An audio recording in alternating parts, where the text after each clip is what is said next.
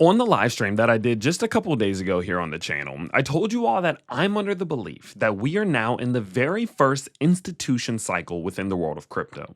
And what that means is that I believe that the majority of the main cryptos that will do super well this cycle are going to be the ones with ties to institutions and ties to the federal government. I've said consistently, look at how things have shaped out. Look at XRP, look at ADA last year, look at Bitcoin, look at ETH. The ones that actually are doing anything, that are returning any sorts of gains right now, are the ones with those ties to institutions. And it wouldn't shock me at all if this cycle that we're in right now goes down in history as the institution cycle. Like, I think when we look back at this cycle, people are going to say, oh, that was the institution cycle. Institutions jumped in, they kind of took over a bit. All of the cryptos that pumped were based on institutions, and then the cycle ended. It wouldn't shock me whatsoever. And so because of that, I told you all just in that stream just a couple days ago, listen, I think that's where we are, and it's our job to find cryptos that match that narrative, right? That are tied to the government, tied to institutions. Whenever the world of, altcoin ETFs comes around, which it will happen one day, right? Which ones will benefit from that? We've talked about that. And in that live stream, shout out to Frank. I remember I wrote down Frank because I wanted to shout you out because this almost never happens. But in that live stream, someone was talking about Constellation Network and the fact that it's a microcap, yet the federal government actively, provably uses it every single day. And I was like, there's no way. And I'm obviously a little bit skeptical. I've seen a lot of stuff posted in my live stream chats. Not my fault, right? But I actually did drop my dog off at the groomers right after that stream. I had some time and I was like, you know what? Let me check it out. And Frank, I actually have to say again, shout out to you. I was genuinely surprised with the amount of value that there is within the Constellation Network, to the point that I'm probably going to add it to my own portfolio. And I wanted to make this video today while things are a little bit slow. So this never really happens. So shout out to you. Let's talk about it a little bit. Okay. So what is the Constellation Network, and why in the world am I kind of like hyped up about it? And how does it fit this narrative, fit into this picture that I'm trying to paint? So the Constellation Network is a feeless, scalable blockchain ecosystem where projects can build their own custom blockchains called metagraphs on top of it. It has everything you'd expect from a blockchain: tokens, dApps, wallets, but with a unique architecture that makes it faster, more efficient, and highly flexible.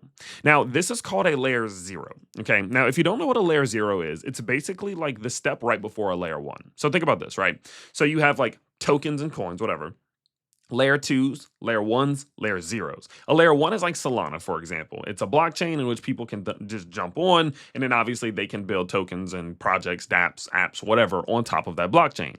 But the problem is that there is something below a layer 1, and it's called a layer 0. Now, what a layer 0 is, put very simply, is it's like a foundation in which people can then jump onto that foundation and build their own custom blockchains, or layer 1s, on top of that foundation. And the reason why this has gained so much popularity recently is that in 2021 and 2022, so many people's projects and companies were limited on growth as a result of the underlying blockchain that they built on top of. So many people built on top of Ethereum, for example, then when ETH went, like when things started going bad for ETH, or the Ethereum, right? Not ETH, but Ethereum, that went bad for their project. Or the people who built on top of Solana. When the Solana blockchain started having freezes and slowdowns and whatever, it screwed over everybody who built on top of that blockchain. And so what started to grow in popularity were these things called layer 0s, which is when people can go on into this foundation, they can join this network, and then they can build their own blockchain on top of that layer 0. So it goes now layer 0, layer 1, then token or coin or dApp, app, whatever, right? And so it gained a lot of popularity recently, to the point where you're starting to see many of these little layer 0s coming around kind of, but being led by Constellation Network, in my opinion, in terms of the actual technology. Now, this technology is so good also because it allows people to sort of make their own rules, right? If it's their blockchain, it's their rules. If they want it to be like super private and not super transparent, they can do that. If they want to have this thing or that thing, or build this or not build that, they can choose whatever they want to do, which is a perfect little environment for someone like a federal agency who wants to play by their rules, own rules completely, basically, right? And so as a result of this, what we've noticed is that the federal government has just jumped in. They just jumped in, and it's not even something that no one, even people, really talk about. They just jumped in. They spent over 678,000 DAG, which is the native token, which I'll talk about in a little bit here. And look, this is the federal government. And if you actually go to the Constellation Network, what we can do is we can go over to the federal tab, and you can see this. Look at the amount of federal agencies, and just no one's talking about this. The U.S. Air Force, GBA, SIMBA, Decode, ASU, AWS, CGI, Mattermost, the Digital Chamber, National Foundry. Like, but no one's talking about this. And if you look at the native token for the Constellation Network, it's at $100 million in market cap. It's a micro cap in the grand scheme of things. This thing is number 341 in size, yet it's being used actively by the federal government, which I think is just wild. It's absolutely wild. And so that is kind of like the main premise as to why I was like, oh, Frank was right. Again, shout out Frank. I was like, Frank was right. No, this is fantastic. It's ridiculous how fantastic it is. Now, the way it works, okay, now that I've kind of explained why I think this is so fantastic, the way it works is actually pretty simple. So, any project, company, or even person can build on the Constellation by creating their own metagraphs, again, those custom blockchains tailored to their needs. Then users interact with these projects using websites, decentralized apps, crypto wallets, and tokens. Now, the network itself does not impose fees to users, which is a core, like it's a foundational beauty for users, because people who are using this don't have to pay fees. So you know how on ETH, when you do a transaction, you have to pay a fee in ETH? No, you don't have to as a user of this. So this means that each project can decide if any fees will be charged to their users. So if someone wants to build their project, you may not have to, it's up to the project, but you don't have to pay fees. Now, the way that this works is because the people who are upkeeping the actual blockchain or upkeeping the layer 0 and the blockchains, they will have to pay certain fees. But then those fees can be counterbalanced by this like tiny minting, which they're doing, which I'll explain all of that in a future video. But it's actually a really cool way that layer 0s work. You don't have to pay fees. Now, it's not, they say it's feeless. It's feeless for users, but it's not particularly feeless for everyone, because people who are building, they may incur some fees. But for the most part, people like you and me, there are no fees, which is just wild. It's wild how layer 0s work, obviously. It's wild how layer 0s work. Now, when it comes to the actual token itself, as I mentioned to you before, it's the DAG token, okay? Now, with the DAG token, you can do a bunch of things, but the majority of the use of the DAG token, since this is a layer 0, is more to upkeep the network itself. So you can obviously use it to validate, you can use it to delegate, and there are some kind of other smaller use cases of it, but the DAG token for the most part is used for one of those two. So for example, if you go back to the DAG Explorer, what you can see like is the federal government, right? Or just the federal project, 678,000 DAG that they spent in fees just in the last 90 days, total fees over 1.5 million DAG. So this is what it's for, right? You need the DAG in order to use the network for the most part. And so because of that, now you can see obviously that if the network does well, if the network grows, if it becomes very widely used, then obviously it provides a ton of utility for the token itself, which I think is obviously the smart way to go, especially for a company like this one. Now, if you are someone who says, okay, well, I want to get the DAG token, I want to delegate, I want to stake, I want to do whatever, there are actually a bunch of really, really cool benefits of doing the delegated staking. So basically taking some of your DAG and then using it to either validate or delegate, okay? Now, you can run a validator yourself. I do believe you need 250,000 DAG, and so considering the fact that, DAG's price is at 0.03, that is a decent chunk of change, but it's not the most expensive thing ever. And then obviously you can really start to generate some cool rewards there. One cool thing about their validator network, the way it works, is it's not like, okay, you just validate and then everybody makes the same amount. No, there's kind of like a it's not called proof of reputation. I can't remember what the name of it was that I saw, but the way that it works is put very simply.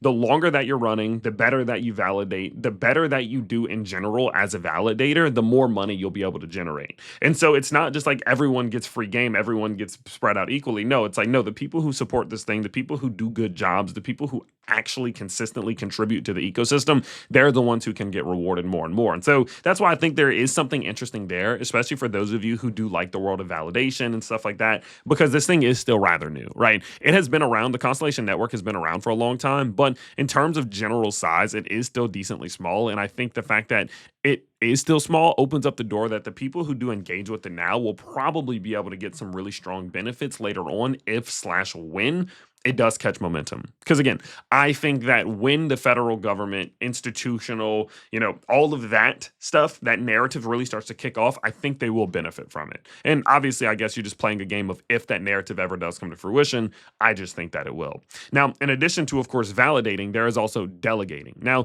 delegating is very, very simple. All you have to do is you can go in, you can connect your Stargazer wallet, which of course is the native wallet of the ecosystem. You can choose from available validators based on fees, performance, or project alignment. You can then delegate your DAG tokens. There are no minimum requirements. And then you can monitor your delegations through a little dashboard that they have, which is actually really nice. Now, some key features of delegation. is that it's transparent fees. Validators charge between 5 to 10% of rewards. Simple as that. Generate a reward, they keep 5 to 10%, you get yours, call it a day.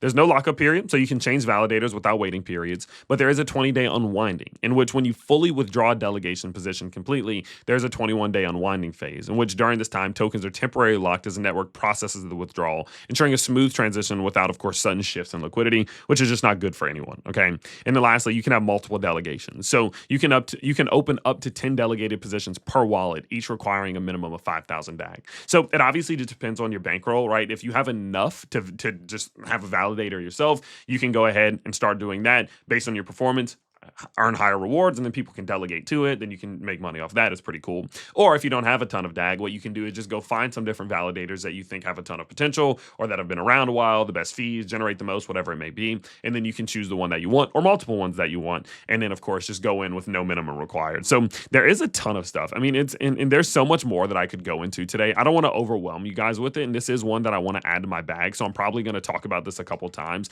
But there's so much they're doing. I haven't even scratched the surface talking about digital evidence and smart check and, tamper-proof comms and mission-critical mobile security with Toughbook. Like, there's so much stuff. There's also the DOR, which is something I think it should be on the main page.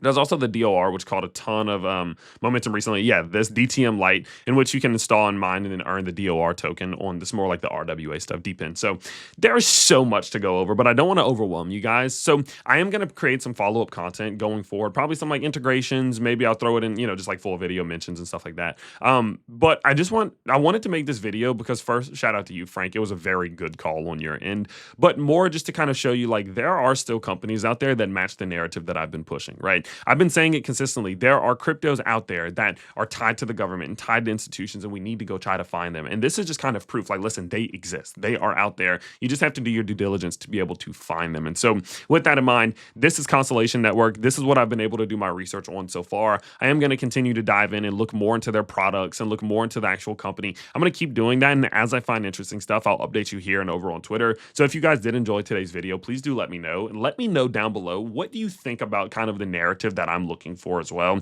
You guys know I really like trying to find narratives prior to them popping, and I do think the institution narrative will gain traction at some point. So I want to try to play my cards right there. So let me know down below, what do you think about the narrative? What do you think about Constellation Network? And what do you think about the market in general right now? How you feeling? Bullish, bearish, whatever it may be. I can't wait to chat with you all down below, and I can't wait to see you all next time. Peace out, everybody.